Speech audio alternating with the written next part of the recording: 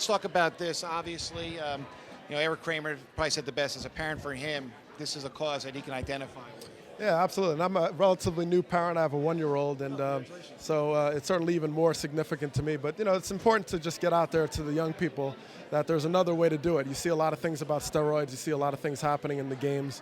And, there's a time to kind of give back and make sure that kids see that there's other options and that they can choose a road to do it clean, so to speak. And the key to that is starting early and getting the information out there and causes like Athletes Against Drugs to really just, connect with people in the community to do something different. So, I'm just pleased to be part of this. As a new parent, could you imagine what it's like for a baseball player specifically with so many games to try to raise a family and be so involved in trying to advance in baseball? Oh, it's a difficult road. I mean, I had 15 years of being on the road and just trying to be a family person. I mean, I grew up in, the same house my whole life in New Jersey. So, that disconnect when, everybody's on the road and you're different schools, you get traded.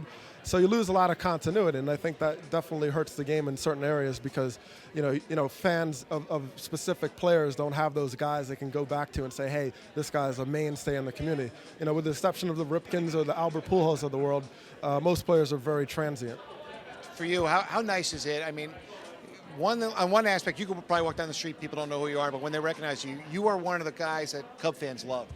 Well, I had a great relationship in Chicago. That's partly how I came back here. I really fell in love with the city and wonderful relationship with the media and the fans. I was just coming up, and I was sort of the underdog, and they were like, well, get Brian McRae out of here.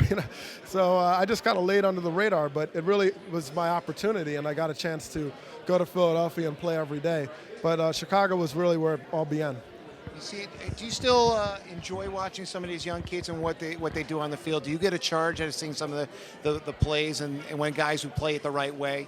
No, absolutely. I mean, I do a little contributor work, and I work as a Cub analyst with Chicago Sports Webio, and so I stay connected to the game.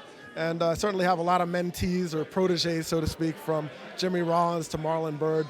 So I pay a lot of attention to the game, and watching the Cubs now, guys like Micah Hoffpower and Bobby Scales, Coy Hill. There's some young guys that are exciting, and that's the next generation. And I want to stay connected so they understand their responsibility to give back to causes such as this.